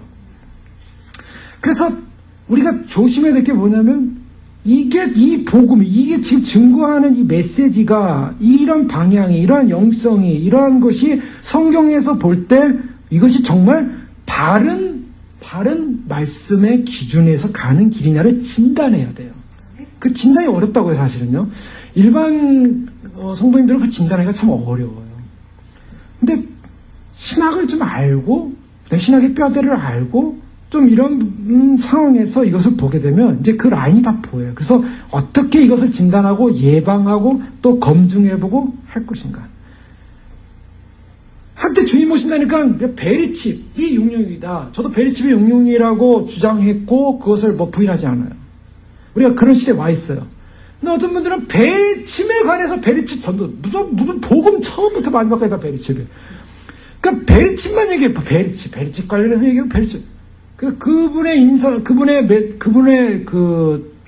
이름 딱 되면 그분은 베리칩이에요. 몇 분 있죠. 근데 한국에 가서 어떻게 선전을 했냐면, 자기가 칩 디자이너래요. 또 칩 디자이너면 뭘 의미합니까? 베리칩 디자이너인지, 아니면은 무슨 반도체 칩을 디자인했다는 건지. 반도체를 전공한 사람도 아니에요. 컴퓨터 공학을 했어요. 컴퓨터 공학하고 반도체 칩 디자인하고 완전히 다릅니다. 전자공학을 하면 전자회로를 갖다가 다 공부를 해요. 그래서 또 아니면은 반도체로 들어가요. 그런 이제 회로예요. 디지털 회로예요. 그럼 반도체로 들어가면 반도체는 보이지가 않습니다. 그래서 소위 말해서 에너지가 일렉트론이 떨어질 때 나오는 에너지를 가지고 반도체 소자를 이용하는 건데요. 규소나 실리콘으로 만들어요. 근데 굉장히 복잡해. 굉장히 어렵습니다, 그거. 근데 그걸 이제 한국의 삼성이나 이런 것이 굉장히 발전해서 가는데 원리는 굉장히 어려워요. 근데 그 반도체의 어떤 소자를 디자인한 건지, 아니면 단지 그런 어떤 회로를 디자인한 건지. 베리칩이라는 건 차원이 다른 또 칩이에요. 우리가 베리칩해서 그렇지 그 안에 들어가는 내용들 보세요. 조그만 IC 회로가 들어가고요. 무슨 안테나 들어가고요. 그 다음에 배러리가 들어간다고 하는데 배러리도 그냥 배러리가 아니에요. 현재 시중에 나와 있는 배러리도 아니고요. 지금 RFID라는 소위 말해서 레디오 프리퀀시 아이덴티피케이션 이 연결하는 송수신하는 이 송수신 관계도요. 이게 지금도 계속 연구 분야입니다. 지금도 계속 학생들이 논문을 쓰고 있어요. 지금. 그래서 지금 뭐 전자공학 학회 같은 데 딱 들어가면요. 지금 전부 다 관련된 논문들이 전부 RFID 논문이에요. 그걸 어떻게 소용하시고 어떻게 작용할 것인가 계속 새로운 것이 나오고 있어요. 그런데 그것이 이제 발전하고 있다고요. 근데 그냥 베리칩 하면은 다 뭐 베리칩 아는 것처럼 그래서 칩 디자이너 칩 디자이너가 베리칩이거다라고 막 얘기하는 거예요. 목사님이. 그것도 공부도 30년 전에 해가지고 지금 30년 동안 목회했대요, 본인은. 근데 30년 동안 목회한 분이 왜 칩 디자이너를 넣어놔가지고 거기다가 지금도 칩을 디자인하고 있지도 않은 분이에요. 그러면서 속으로는 피난처가 어디 있다라고 하면서 한국에 가서는 전혀 그 얘기를 안 해요. 그리고 나만이 알고 있는 비밀인데 여러분에게 알려주겠다고. 그래서 요한계시록을 얘기하고 어느 부분을 얘기하고 속지 마세요. 제가 누구를 비하하고 싶은 마음도 없고 마지막 복음을 전하는 사람들인데 그분들을 좀 세워주고 높여주고 또 그래서 같이 마지막 복음이라도 제대로 가야 되거든요. 제대로. 무슨 약장석처럼 무슨 쇼맨십을 해가지고 사람들에게 감동을 줘서 소면서 상품인 것처럼 판다면 그 약이 독약인지 진짜인지 말씀의 기준으로 한 약인지 자기 생각인지 휴거는 믿음 없는 사람들 형편없는 신앙인들이 그냥 되는 거고 휴거고 좀 해병대 출신이라 용기 있는 사람만 하려할 때 내 목 자르시오 하고서 순교에 감당하고 나처럼 약은 사람은 도망가 있다가 살아서 왕이 돼서 주님을 맞이한다 이래요. 설교가 그랬어요. 여러분 그게 성경입니까?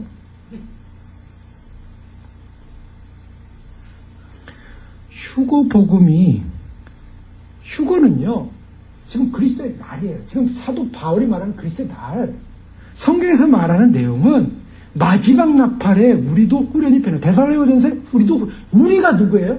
사도 바울까지 포함됐어요. 바울이 신앙이 없어가지고 형편없어가지고 어떻게 그냥 휴거대열에 들어가가지고 이렇게 형편없는 사람만 휴거대열에 들어간 겁니까? 성경도 아니고 성경 해석도 아니에요. 그래서 지금 이 시대가 어떤 시대냐면 정말로 제대로 된 분별이 필요하고요. 그 제대로 된 분별은 어디서부터 시작돼야 되냐면 지식입니다. 우리가 얼마나 알고 있어야 되는가, 얼마나 그것을 놓치지 말아야 되는가. 자, 그런 것들이 이제 필요한데 사도 바울이 여기서 지극히 선한 것을 분별하여 진실하여 허물 없이 그리스도 날까지 여기서 이제 중요한 건 시간이 많이 갔기 때문에 말씀드리면요. 지극히 선한 것을 분별하는데 지극히 선한 게 뭐냐는 거예요. 지극히 선한 게 뭐냐는 거예요. 그걸 분별하라는 거예요. 지금 여기서 핵심이 그겁니다. 교회가 우리 신앙이 정말 포커스해야 될 게 뭔가, 정말 잡아야 될 게 뭔가. 여러분 시험 보는 학생도요. 시험 볼 때 뭐가 시험 문제 나올 만한 걸 정확히 잡아내야 제대로 시험 문제지 엉뚱한 거 공부하고 있으면 아무리 공부 많이 해도 소용없어요. 핵심을 잡아야 되는 거예요. 핵심. 지금 사도 바울이 핵심 잡으라는 거예요. 지극히 중요한 게 뭔가를 잡으라는 거예요. 분별하라는 거예요. 그러기 위해서는 지식이 있어야 돼요. 내가 어느 정도 지식이 있어야 이게 중요하고 이게 나쁜 건지를 이해해야지 전혀 지식이 없는데 이것도 중요한 거고 저것도 중요한 거 같고 제가 아는 친구는 고등학교 때 선생님이 얘기한 걸 다 쓰는데 왜 너 그거 다 쓰냐 모르겠대. 뭐가 중요한지. 그게 어디까지 쓰냐면요. 노트를 빌려서 한번 보니까 선생님이 농담한 내용까지 다 써놨어요. 이걸 왜 써? 그것도 빨간색으로 막 써놨어. 농담한 거. 그거 왜 써? 그거 중요한 것 같아. 그건 중요한 게 아니라고요. 농담한 게 제대로 알고 있어야 핵심을 붙잡는데요. 지금 사도 바울 핵심 붙잡으라는 거예요. 너희로 지극히 선한 것을 분별해야만이 지극히 선한 게 뭔지 핵심 잡으라는 거예요. 지극히 선한 게 뭡니까? 답은요 3장 10절에 나와요. 그렇게 해석할 수가 있어요. 3장 10절에 사도 바울이 이렇게 해요. 내가 그리스도와 그 부활의 권능과 그 고난의 참여함을 알고자 하여 그의 죽으심을 본받아. 사도 바울의 핵심은 여기 있었어요. 지극히 선한 게 뭐냐? 그의 부활과 권능과 고난의 참여함을 뭐 한다고요? 알고자 해요. 중요한 건 그리스도를 알기 원했다는 거예요. 그리스도의 구원의 내용을 알기 원했다는 거예요. 하나님의 구원의 계시의 핵심을 알기 원했다는 거죠. 그래서 그 지식과 지혜로 총명으로 뛰어나서 사랑이 더 풍성하여 지극히 선한 것을, 그 지극히 선한 게 뭐냐? 교회의 핵심이 뭐냐? 바로 그리스도의 구속의 사건, 그리스도 그분을 아는 것, 그분의 고난과 부활의 영광의 역사를 아는 것, 이것이 핵심입니다. 그렇기 때문에 이 핵심을 놓치지 말아야 됩니다. 중요한 일이 있고 가장 소중한 것이 있는데 이것을 빼앗겨서는 안 된다는 거예요. 마리아처럼 마리아가 이 좋은 편을 택했으니 빼앗기지 아니하리라. 마리아는 좋은 편을 택했어요. 우리가 선한 거 분별해야 또 한 가지 뭡니까? 순절입니다. 순절. 그래서 그날까지 어떻게 한다고요? 허물없이, 진실하여 허물없이. 어떻게 해요? 그날에 서는 것. 자, 그날에 주님 앞에 설 때 우리가 평가받을 것입니다. 고린도서 3장 11절에 14절에 보면 우리가 이제 우리의 공적에 대한 평가를 받게 되는데요. 인정받으면 상이 있어요. 그러나 인정받지 못하면 다 없어져 버립니다. 그러니까 우리 앞에, 주님 앞에 인정받지 못하게 하는 모든 요소들을 다 제거해야 돼요. 자, 그것이 지극히 선한 것을 분별하는 것입니다. 뭐가 인정받는 것인가, 하나님 앞에서. 뭐가 인정받을 것 같아요? 자기가 이 땅에서 열심히 산 게 다 인정받을 것 같아요? 다 집과 나무로 지어진 게 다 불로 태우면 없어지는 겁니다. 없어지는 인간의 공적이에요. 뭐가 진짜 인정받냐 하면 그리스도를 아는 것. 그리스도 앞에 우리가 어떻게 진실하여 순결하고 허물없이 지내는가. 그 날까지 그렇게 존재한다는 거예요. 그것이 핵심입니다. 물론 우리가 말씀 다 살펴볼 수 없어요. 그러나 그리스도의 날은 다가오고 있고요. 그것이 목표이고요. 바울은 교회를 향하여 그걸 보고 있었고요. 그 목표를 향해 달려가고 있었고요. 그 핵심 놓치지 않고 있었습니다. 여러분, 우리의 핵심은 어디 있습니까? 말씀대로 우리가 그날을 향하여, 우리에게 이 일을 시작하신 분 하나님이십니다. 우리로부터 시작한 것이 아닙니다. 그 때문에 우리는 확신할 수 있습니다. 하나님이 도우시고 함께 하시고 지키시고 우리가 주님을 갈망하고 있고 주님을 사모하고 있다면 우리는 그날을 향하여 가고 있는 선택받은 백성인 줄 믿습니다. 우리가 참으로 그날을 향하여 가고 있는 그런 존재에서 우리 안에서 이 일을 하나님이 하신다고 주님 말씀하고 있으면 우리는 확신합니다. 그렇기 때문에 우리는 담대해야 되고 흔들림이 없어야 되고, 우리가 그래서 우리의 정말 사모하고 갈망하고 우리가 소망하는 것이 무엇인가, 우리의 지극히 선한 걸 분별하는 핵심이 무엇인가, 그리스도를 아는 것이고, 그래서 우리는 참된 지식과 말씀에 대한 지식과 하나님에 대한 지식과 모든 총명으로 채워져서 시대를 분별하고 거짓을 분별하고 잘못된 것을 분별할 뿐만 아니라 바른 길 안에서 정결하게 허물 없이 그날에 설 때, 그날까지 설 때, 그때 하나님의 영광과 찬송이 된다는 줄 믿습니다. 그래야만이 그것이 우리의 열매라는 거예요. 그날을 바라보지 못하고 가지 않은 사람은 열매를 맺을 수가 없어요. 우리의 열매는요, 반드시 그날을 바라보면서 그렇게 준비해가는 사람만이 열매를 맺습니다. 그 때문에 마지막 시대의 진정한 열매는요, 사람들이 피상적인 신앙을 갖고 피상적인 삶의 내용을 갖는다고요. 피상적이지 않습니다. 그리스도의 날까지입니다. 그날이 다가오고 있게 우리는 그날의 소망을 가진 자로서 놓치지 않고 반드시 승리하여서 그날의 주님 앞에 영광과 찬송의 모습이 되어 주 앞에 드려지는 열매 맺은 주님의 신부 되시길 주의 이름으로 축원합니다. 기도하겠습니다. 이 시간 기도할 때 그렇습니다. 주님, 바울이 감옥에서 그리스도를 위하여 받는 고난 앞에서 자기 자신을 바라보지 않았습니다. 우리의 인생, 우리로부터 출발한 인생이 아직 우리가 주인이 아닙니다. 우리의 시작도 주님이 하셨고 진행도 주님이 하고 계시고 마지막까지도 주님이 인도하실 것입니다. 그래서 찬양합니다. 그래서 기뻐합니다. 주님, 우리의 기쁨과 감사와 찬양과 이 모든 환경적 조건이 나로부터 온 것이 아니라 바로 우리 주님이 시작하심을 믿고 감사하고 확신합니다. 그렇지만 이 일을 이루시는 분은 우리 안에서 이 일을 이루시기 원하신다고 말씀하셨고, 우리가 두렵고 떨림으로 그 일을 향하여 달려가라고 말씀하고 계시고, 우리가 진정한 변화와 진정한 거듭남과 진정한 주님에 대한 갈망의 사람으로 세상에 어떤 가치가 아니라 하나님 그분만을 알길 원하는 소망, 거룩한 정결이라고 말씀하신 줄 믿습니다. 우리를 은혜로 부르신 주님, 우리에게 맡겨진 소명을 뺏기지 않게 하시고 소명을 이루어 구원의 완성을 이루는 은혜 받은 자의 축복을 누리게 하여 주시옵소서. 그날의 주님을 맞이하기 원합니다. 주여 저희를 지켜주시고 주님의 지식과 지혜로 풍성하게 하사 주님 그것으로 사람으로 주 앞에 설 수 있는 저희를 축복하여 주시옵소서. 함께 기도하겠습니다. 하늘의 아버지 하나님 감사합니다. 주님께서 저희를 불러주시고 인도하시고 주의 진리와 주의 은혜와 주의 소망과 주의 역사하심과 주의 나라와 주의 진실하심과 주의 영광을 향하여 돌아가실 수 있게 도와주시옵소서. 아버지 하나님, 참으로 주님께서 우리를 하여금 말씀하여 주시고 하나님 참으로 주님 안에서 우리에게 참으로 인도하여 주시고 아버지 하나님 참으로 주님이 참으로 우리를 인도하신 주님, 참으로 주의 나라와 영광을 향하여 돌아갈 수 있게 하신 감사합니다. 아버지 하나님, 지극히 선하고 지극히 소중한 것이 무엇인가를 분별하시게 해주시고 아버지 하나님 참으로 주님 우리에게 그 같은 분별을 하기 위해서 하나님이신 지식을 알게 하시고 하나님이신 말씀을 알게 하시고 하나님 아버지 그런 같은 걸 분별하기 위해서 때로는 아버지 하나님 참으로 많은 사람들에게 때로는 그 같은 것들을 아버지 하나님 참으로 주님 참으로 오해시킬 수 있는 아버지 하나님 오해될 수 있는 그런 외로운 길을 갈 수도 있는 걸 알고 있습니다. 그러나 주님 저희가 아버지 하나님 참으로 참된 진실 참된 참으로 소망 아버지 하나님 참으로 그래서 우리가 놓치지 않을 것 빼앗기지 않을 것 아버지 하나님 그래서 참으로 주님 앞에서 빼앗기지 않게 해주옵소서. 놓치지 않게 해주옵소서. 아버지 하나님 참으로 주님 우리의 마음과 심령 속에 아버지 하나님 참으로 주님 우리가 진정으로 확신하는 것은 우리로부터 시작된 일이 아니라는 것을 알고 있습니다.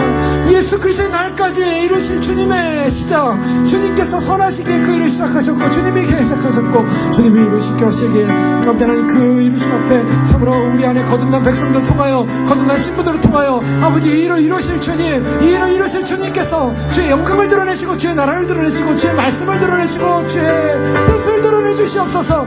아버지 하나님 그래서 참으로 우리가 지극히 선한 것이 무엇인지 분별하게 하시고 아버지 우리가 가야 할 삶의 소망이 무엇인지 분별하게 하시고 우리가 빼앗겨서는 안 될 그 가치관을 놓치지 않게 해주시고 주님이 주시는 그 영광이 향하여 영광이 나를 향하여 아버지 우리가 달려가고 있음을 놓치지 않게 해주시고 우리의 삶에 아버지 하나님 잠깐의 변화와 개선과 아버지 하나님 모양이 바뀐만으로 아버지 하나님 우리가 참으로 구원에 이르는 것이 아니라 아버지 하나님 우리가 진정으로 주 앞에 서야 할 것 진정으로 주 앞에 바라봐야 될 것 진정으로 주님을 찬양해야 될 것 주의 이름을 높여드려야 될 것 아버지 하나님 그래서 그의 영광을 향해 달려가는 그 믿음이야말로 우리에게 진정한 소망이요 진정한 가치요 진정한 생명이요 아버지 하나님 진정한 나라요 아버지 하나님 진정한 구원이요 아버지 하나님 그래서 그 진정한 소망을 향하여 진정한 나를 향하여 진정한 뜻을 향하여 진정한 의를 향하여 달려갈 수 있는 믿음의 소망으로 말미암아 충만하게 하시고 아버지 하나님 그 소망으로 말미암아 저 앞에 영광 돌리게 하시고 아버지 그 소망으로 말미암아 주님을 경배하게 하시고 아버지 그 소망으로 말미암아 참으로 주님 달려가는 믿음의 승리가 되게 도와주시옵소서.